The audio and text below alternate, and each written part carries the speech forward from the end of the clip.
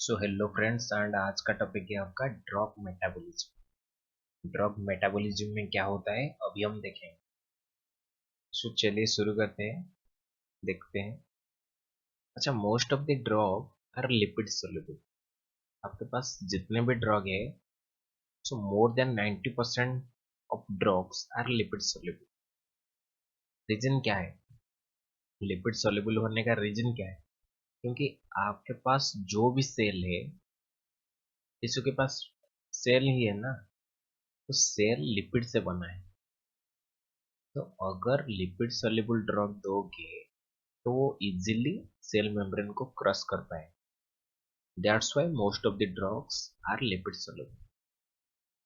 सो हमारा एम क्या है?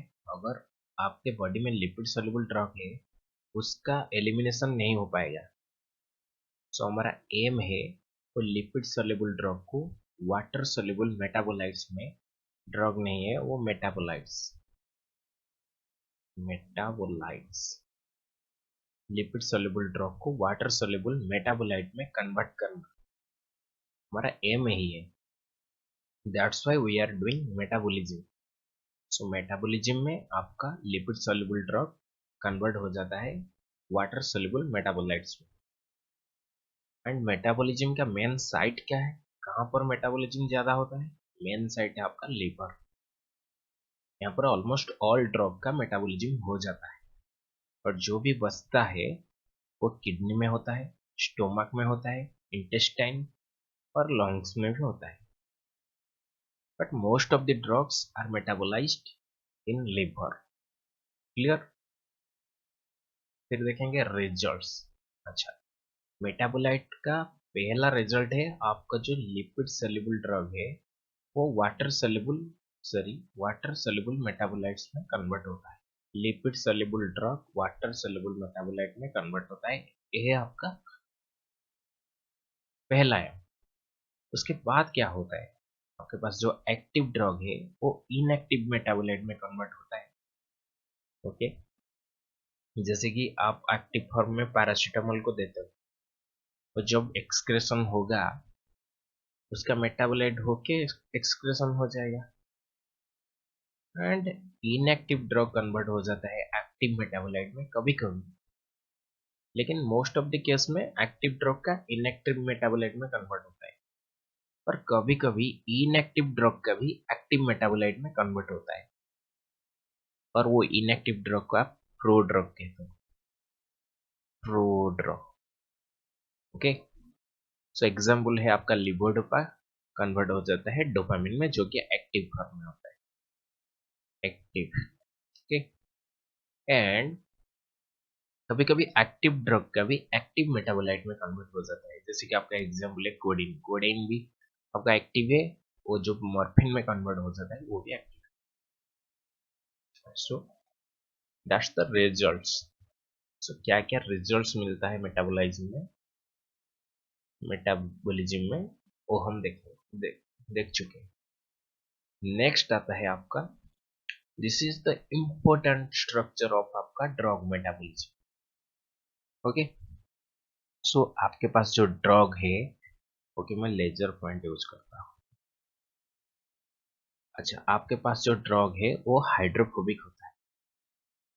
फिर जो हाइड्रोफोबिक ड्रग है वो लिवर के स्मूथ एंडोप्लाज्मिक रेटिकुलम के अंदर एंटर करता है, एंड यहाँ पर स्मूथ एंडोप्लाज्मिक रेटिकुलम में एक ग्रुप ऑफ एंजाइम्स होते हैं यहाँ पर, जिसको साइटोक्रोम पी 450 कहते हैं।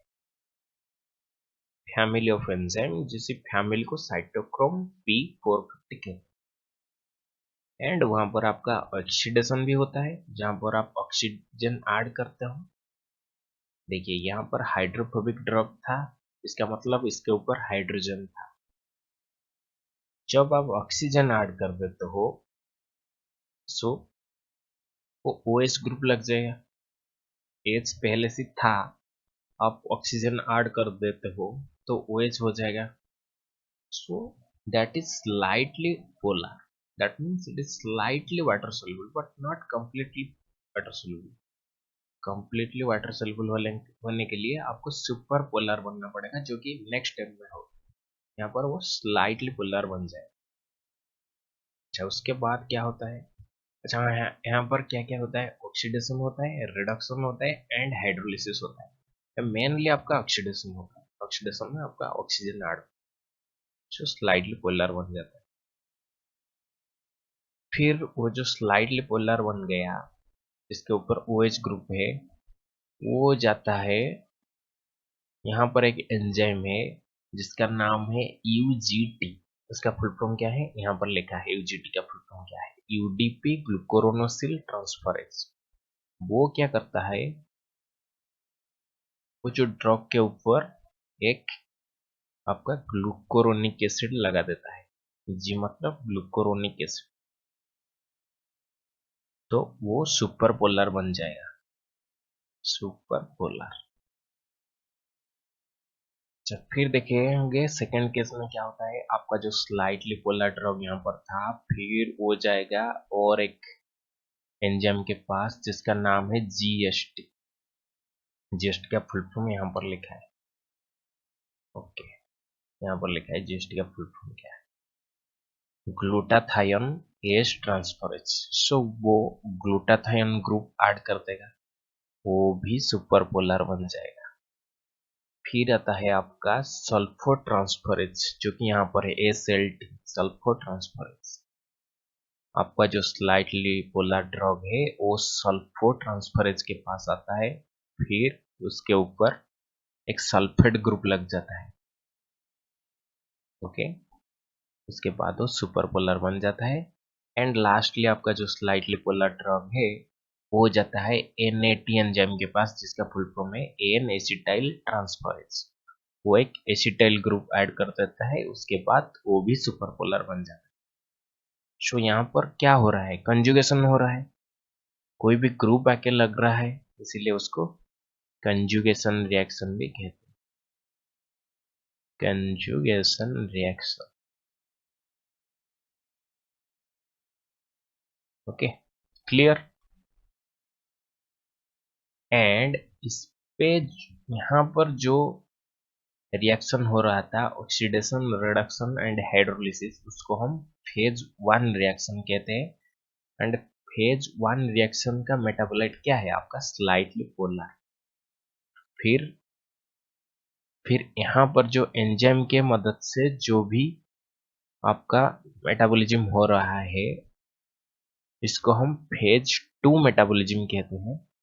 एंड यहाँ पर आपका कंजुगेशन रिएक्शन मेन रोल निभाता है, कंजुगेशन रिएक्शन। एंड फेज 1 में आपका ऑक्सीडेशन, रिडक्शन एंड हाइड्रोलिसिस। फिर उसके बाद जो फेज 2 में जो बाई प्रोडक्ट बनता है वो तो सुपर पोलर है। फिर उसका क्या होगा? यहाँ पर देखिए, जो प्रोडक्ट था वहां पर R ग्रुप लगा है। R ग्रुप मतलब कोई भी कंजुगेटेड ग्रुप, जैसे कि आपका ग्लूकोरोनिक एसिड हो और ग्लूटाथायोन हो और सल्फेट हो और एसिटिल ग्रुप हो, कोई भी ग्रुप लग रहा है। अच्छा, उसके बाद वो कहाँ जाएगा? वो यूरिन के पास भी जा सकता है, किडनी के पास जा सकता है, यूरिन के थ्रू उसका एलिमिनेशन हो जाएगा। फिर वो बाइल के पास भी जा सकता है, फिसिस के थ्रू उसका एलिमिनेशन हो जाएगा। एंड वो प्लाज्मा के पास भी जा सकता है। हम पिछले स्लाइड में देखे थे ना, अगर वो एक्टिव ड्रग था फिर उसका एक्टिव फॉर्म बनेगा। सो एक्टिव फॉर्म तो एलिमिनेशन नहीं होगा ना, वो प्लाज्मा के पास जाएगा, ब्लड के थ्रू उसका फिर से डिस्ट्रीब्यूशन हो जाएगा। सो वो 3 पाथवे को वो फॉलो कर सकता है। एंड वो जो पाथवे है उसको हम फेज 3 रिएक्शन के, जिसपे आता है अपना एक्सक्रेशन और सिक्रेशन। सिक्रेशन मीन्स अगर वो प्लाज्मा के पास जा रहा है। So clear? एंड जो एग्जाम्पल्स है ये सब इम्पोर्टेंट नहीं है, आप सिर्फ याद रख सकते हो। कंसेप्ट यहाँ पर है, this is the concept. Example आप सिर्फ याद कर सकते हो एग्जाम के लिए, जो कि कभी काम नहीं आएगा, सिर्फ एग्जाम में ही काम आता है। आप याद कर सकते हो। यहाँ पर मैं सब कुछ एग्जाम्पल लिख देता हूँ। ओके, सभी एग्जाम्पल यहाँ पर है जो भी आपके बुक्स में है, आप देख सकते हो, स्क्रीनशॉट ले सकते हो, और मैं आपका उसका पीडीएफ भी दे दूंगा, डिस्क्रिप्शन में पीडीएफ भी दे दूंगा, टेंशन मत लो। ये सब एग्जाम्पल्स है लेकिन कंसेप्ट यहाँ पर है। Okay, so that's all and thank you for watching the video.